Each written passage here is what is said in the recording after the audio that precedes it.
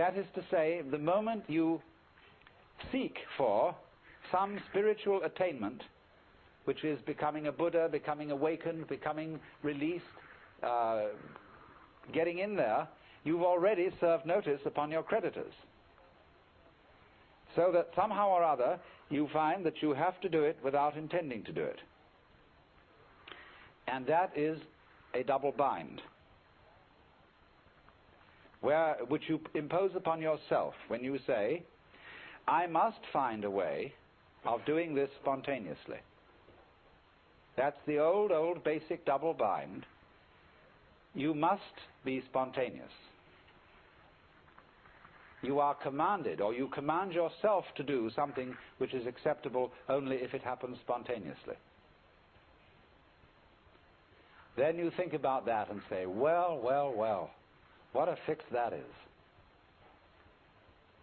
Here am I saying, I must be surprised, and I'm going to lay plans to surprise myself. So by going through this, you discover naturally that can't be done. You can't surprise yourself on purpose. Yet that's what you have to do. So what about it? You come to a state of total paralysis. You're stuck.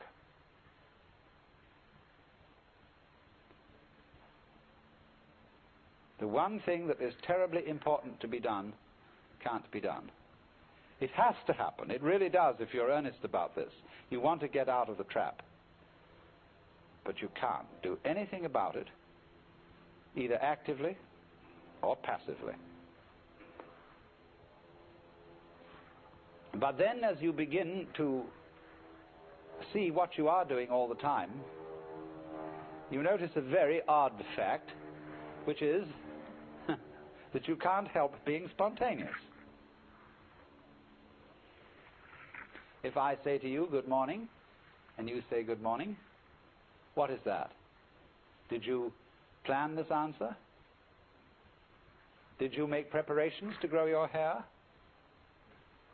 Do you make decisions about having blue eyes?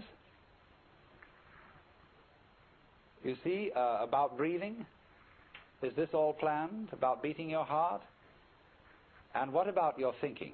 Even if it's very blocked thinking, even if you feel from a certain point of view that you're all mixed up, what is going on anyway?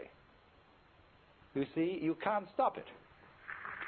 It's like trying to, we were discussing the Gurdjieff thing yesterday, the self-remembering exercise, the attempt to live completely in the present. Well, that's not only a Gurdjieff idea, that's a very ancient yoga and Buddhist discipline, to be completely here and now. But of course, as you pursue this, you discover you can't do it, because you couldn't even know when to go shopping unless you made plans and started thinking about the future. You couldn't move. But then you discover, you see, that in the long run there's nothing to think about except the here and now. There really isn't anything else. Because even when you make plans for the future and you remember the past, you're doing it all in the present. Your memory is a present activity.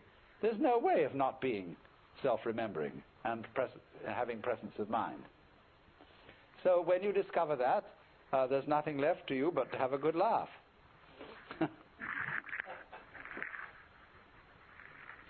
Well, now, I want to develop to a greater extent something I only touched on yesterday afternoon when we were discussing anxiety and laughter and the relationship between the two. I suggested that anxiety and laughter are really the same phenomenon, but seen from different points of view. As we all know, we can have shudders of horror and shudders of delight, tears of grief and tears of joy. And it's the same shudders and the same tears in either case, but they have a completely different meaning. Now, life is a matter of oscillation. Life is vibration. It's the whole time and all the way through. Question is, how are you going to interpret that? Is it tremble, tremble, tremble, or is it laugh, laugh, laugh? That's the great thing. And sometimes it's one, and sometimes it's the other. So that the whole thing of the Joker is he comes into being, as it were, at the point when the anxiety interpretation of the trembling becomes the laughing interpretation. We were talking about monks who had skulls in their cells to remind them of mortality. And we think a grim thing. The skull is a grim thing. But Chesterton had the poem about the skull. Chattering finch and waterfly are not merrier than I. Here among the flowers I lie, laughing everlastingly. No, I may not tell the best. Surely, friends, I might have guessed death was but the good king's jest. It was hid so carefully. So you can see the skull not as a grim thing, but as a laughing thing. It's all that's left of a human being. And all the surface is peeled off. And nothing but this beautiful bone remains. It laughs.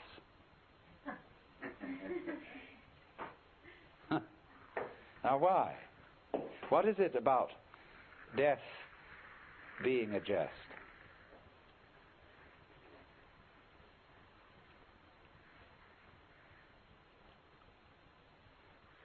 We discussed the problem of the zebra. You remember?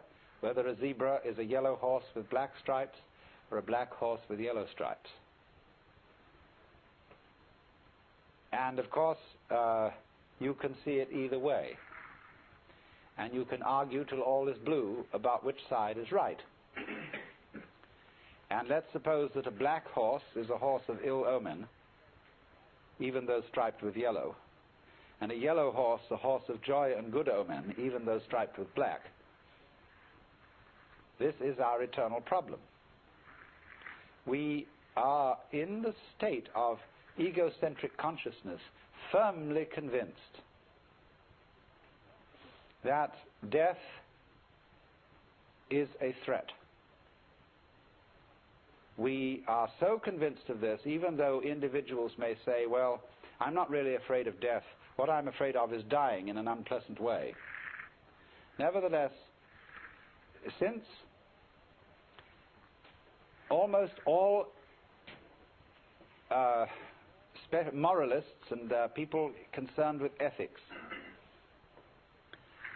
seem to agree, whatever their differences of opinion, that survival is a good thing, in some sense, if not survival in this body, even the most, the people who would rather be dead than red,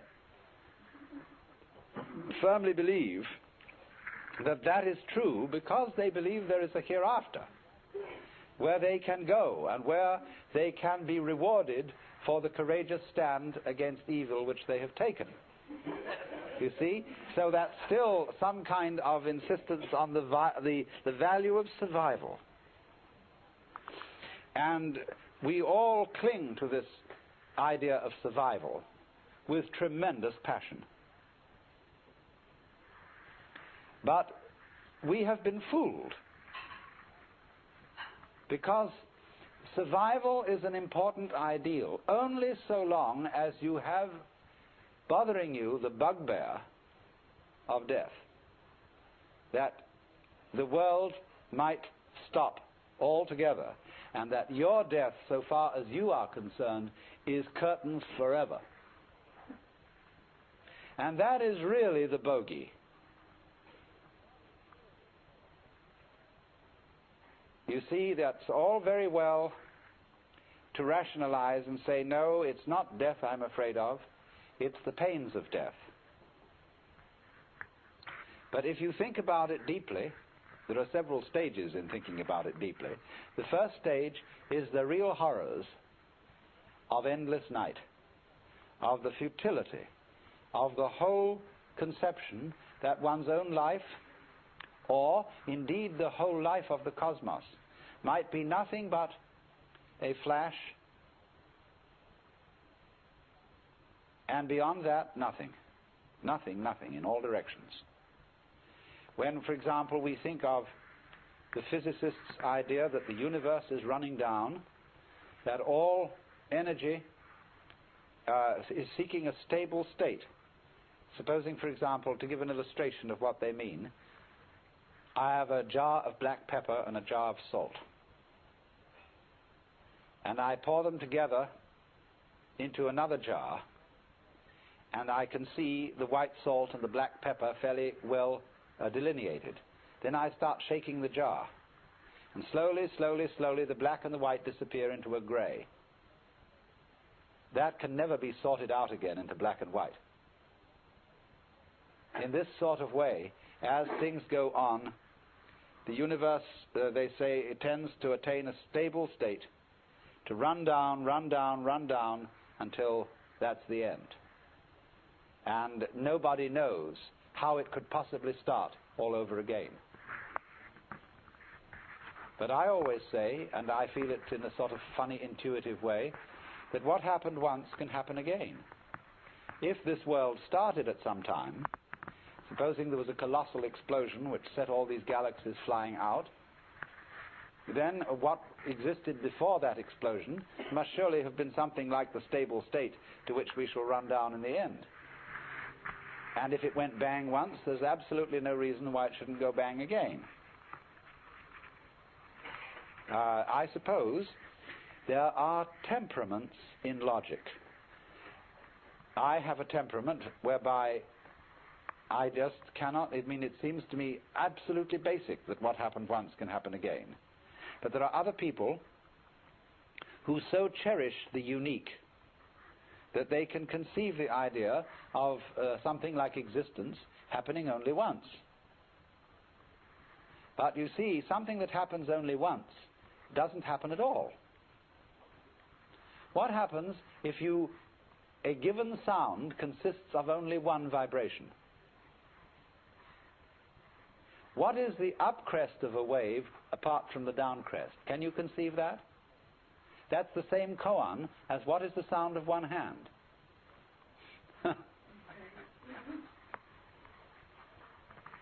You see, it always takes two.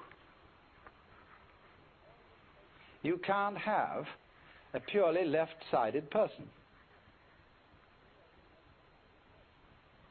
Imagine. So,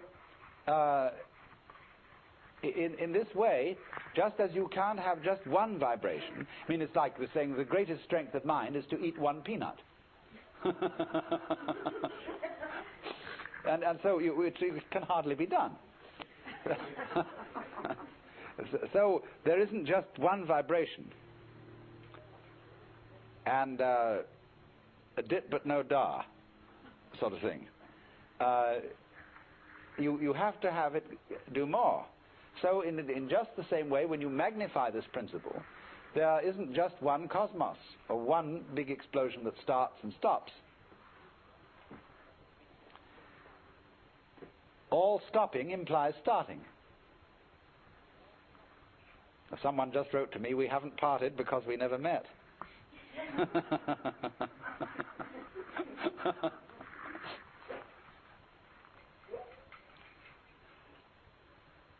So, the whole point of saying this is the realization that existence is eternal. The going out of existence implies the coming in. And St. Thomas had some points here when he said,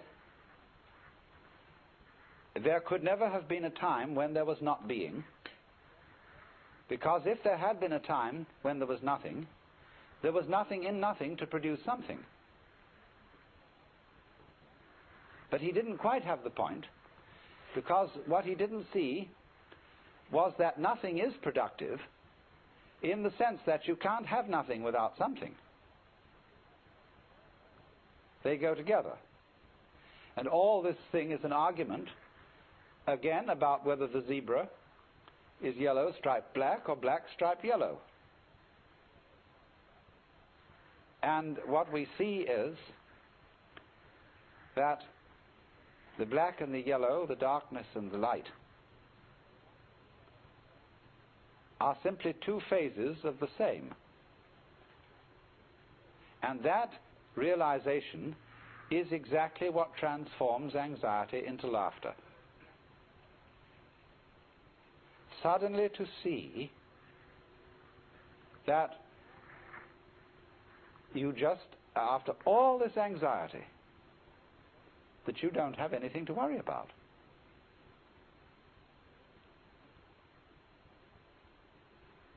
Now, that doesn't mean that there will not in our future lie some extremely painful experiences, or experiences that we would ordinarily interpret as horribly painful. We may all die of ghastly diseases, or of radiation burns, or of unimaginable things. But look here. I very briefly touched on pain yesterday and the way pain is interpreted.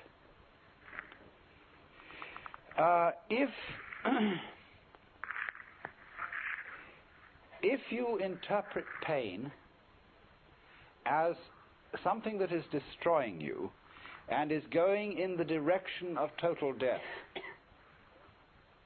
then it's very serious indeed. And it's perfectly terrifying. But I've been investigating experiences of people who have undergone torture. I don't know if anybody in this room has. It's always possible. But and then if so, you can correct me. But the worst part of torture is the beginning, when of course you're full of all your illusions and all your fears about black and white and the terror that black may win. But it's said that as torture proceeds, it slowly changes the state of mind of the victim to a kind of drunken, masochistic giving in to the torture, so that it becomes something that he cooperates with. And that if the torturer notices this, he knows he's through and has to kill him. So, in other words, there is a point at which pain becomes an experience without having a negative interpretation put upon it. Becomes, in other words, converted into ecstasy.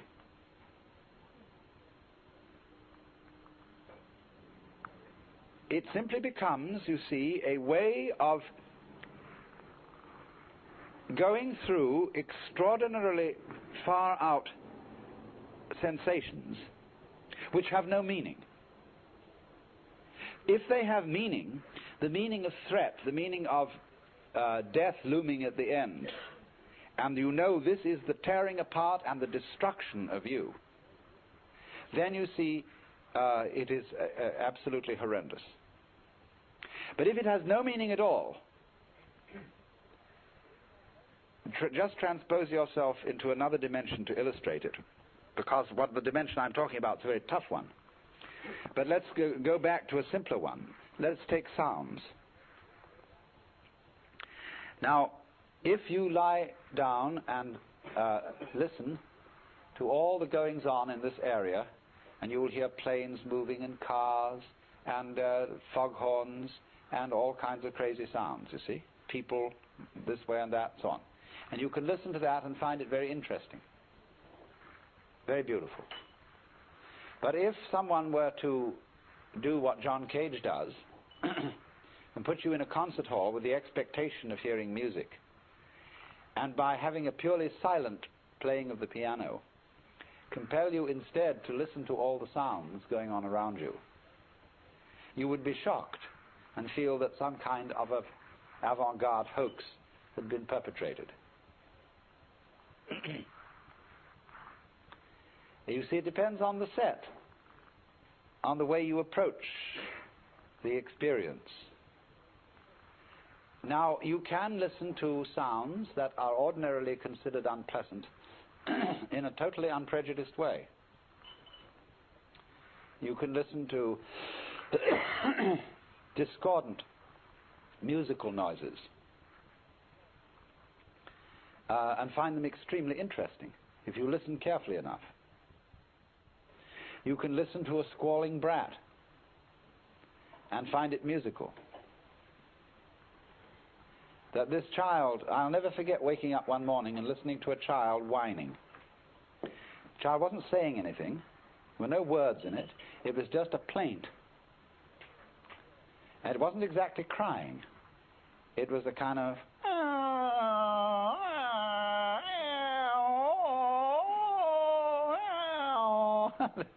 And there was something marvelous about it. This child's wonderfully articulate protest against some sort of nuisance.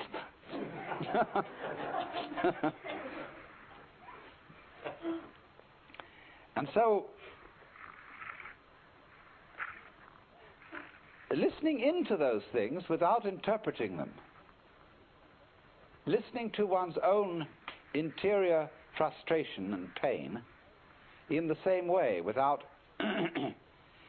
interpreting it as being on one side or the other, on the good side or the bad side, on the black side or the white side, is what makes it possible, you see, to transmute these things. But you can't do this. You can't really, honestly transmute pain into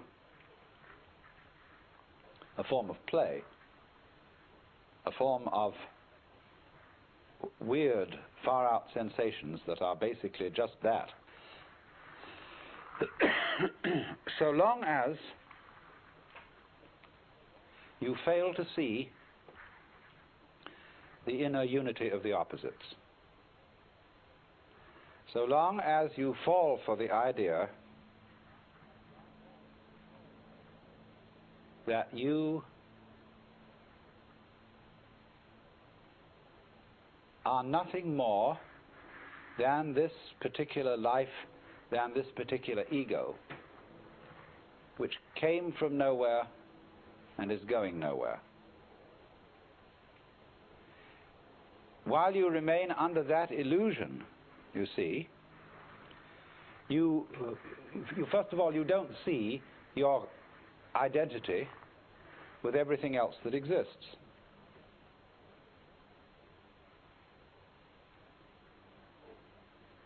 Now, if death then is a joke, I remember the biggest joke on death I ever saw. I mentioned this in my book. We visited the Capuchin friars' crypt in the Via Veneto in Rome. Some of you may have seen it, where there are 3 underground chapels where everything is made of bones. And the altar is made of bones. The pedestals of the altar are all shin bones. And then there are piles of skulls, and the decoration of flowers on the ceiling are ribs alternating with vertebrae. And the vertebrae are the flowers, and the ribs curl this way, curl this way, curl this way, the twining stems. And the whole thing is bones, and they have even a few full intact skeletons dressed in monks' robes standing on either side of these altars. It's the craziest thing you ever saw. And then when you have seen it and you come out, there is a little friar with a beard taking your offering at the top of the steps. And he had a funny, wicked gleam in his eye. And one could see that this was a joke. The whole thing was a joke. It was constructed by people who had somehow overcome the fear of death. You couldn't possibly have such a thing as that. And so I was fascinated by it, because I thought that on the day of the resurrection, there's going to be a tremendous scuffle, fitting all those bones together and everybody getting up the stairs for the last judgment. Well,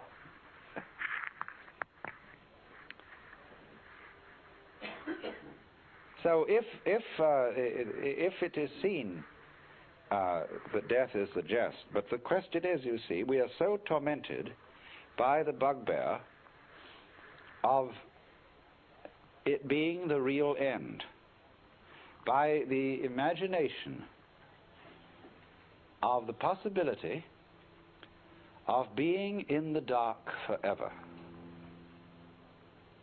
Now, you really must think this through, because it is a pure delusion.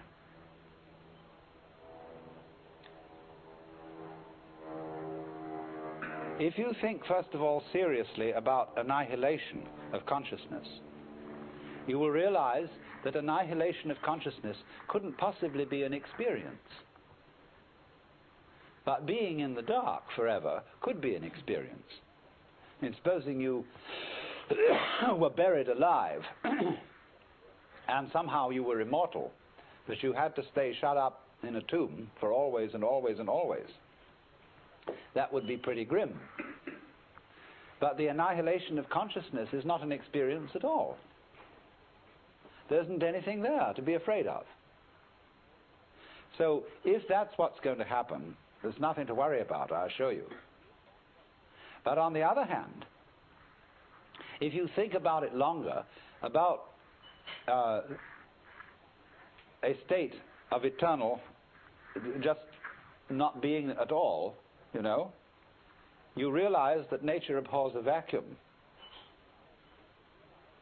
And that since, just as the universe happened once, it can happen again, since you were born once, you know, it did happen, really. Well, it can happen again. Only the next you won't remember the one now, just as the one now doesn't remember the one before. Not because you've forgotten, but because memory is transmitted along certain channels. It requires the vehicle of brains, for example. It requires books and other records to maintain it. But as I pointed out yesterday, the fundamental what have you that underlies all this doesn't need a memory. It doesn't need to store memories. And so just in the same way as you don't need to be conscious of the inner formations of your brain.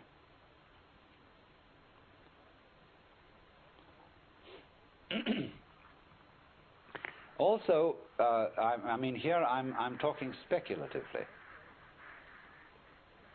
Also,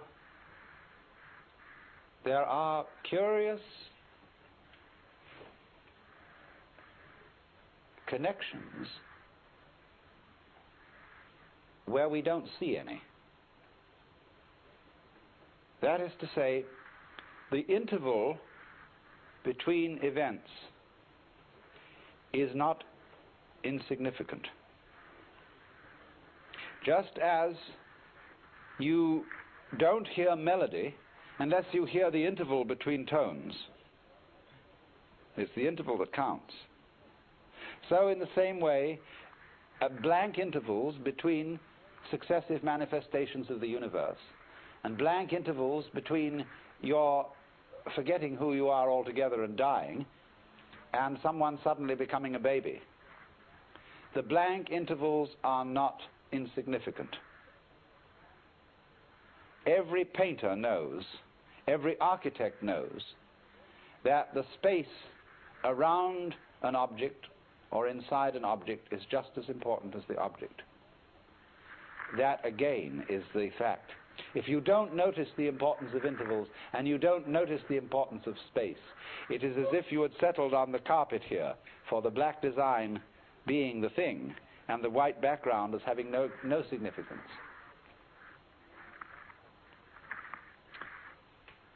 So what about the inside of this room? What about the shape of space that it encloses? We would say this is nothing more than a certain quantity of air. But don't you see that the distance, the space between that wall and this window is life room? That is not nothing. That it's just as important. It comes into being at the same moment as the walls come into being. It connects them. And so likewise the space between our planet and other planets is not insignificant. So once you see that intervals of apparent nothingness are significant intervals, that their size makes all the difference to what's happening.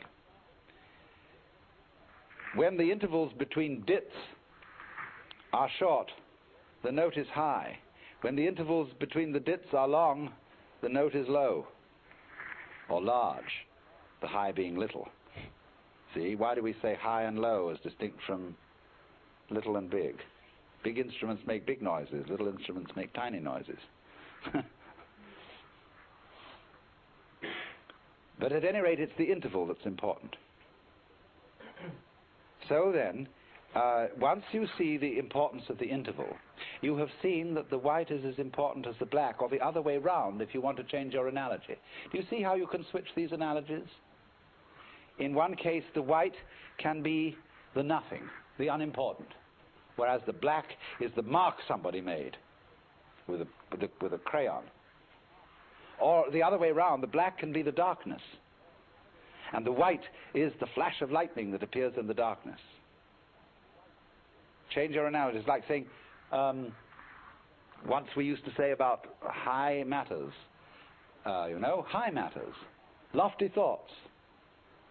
But now we don't. It's more fashionable to say deep matters and profound thoughts. Someone was telling me yesterday in the group here that they were going to an Indian village in New Mexico where they had Christianity. But when the speaker referred to Jesus and God and so on, he pointed down all the time.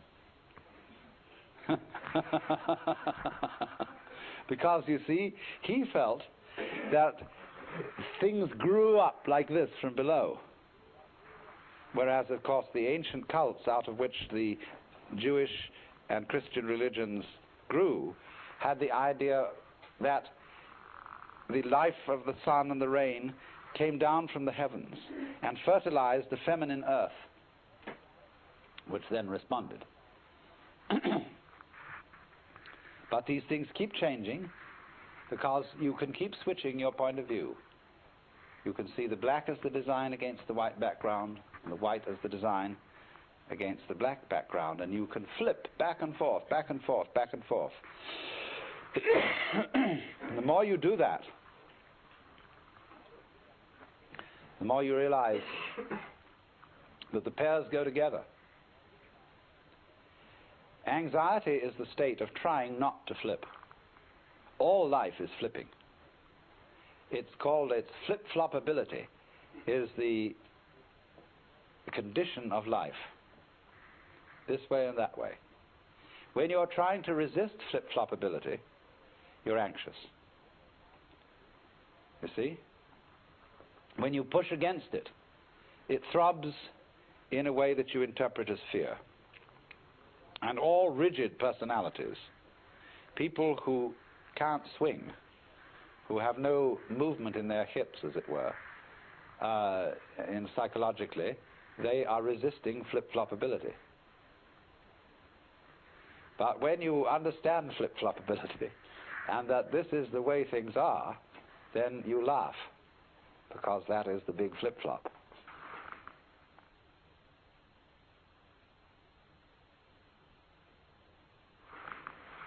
This morning I was discussing the joke of death. And the principal point that I was making was that death and life, or that is to say, in other words, the interval and the event, death being the interval between events, between one appearance and another of human beings, in the same way as winter is the interval between the appearance of the leaves in spring and their disappearance in the fall. But there is, you see, the chronic fear that the interval may be all that there is, that the interval may triumph, and there may be no event.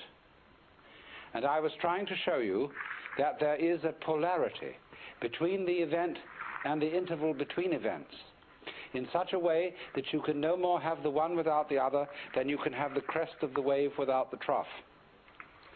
And that this goes on and on and on in endless cycles, where there are small intervals making up small intervals and waves which group together and make up a set of intervals and waves, and they in themselves constitute the crest of a larger wave with a much longer trough.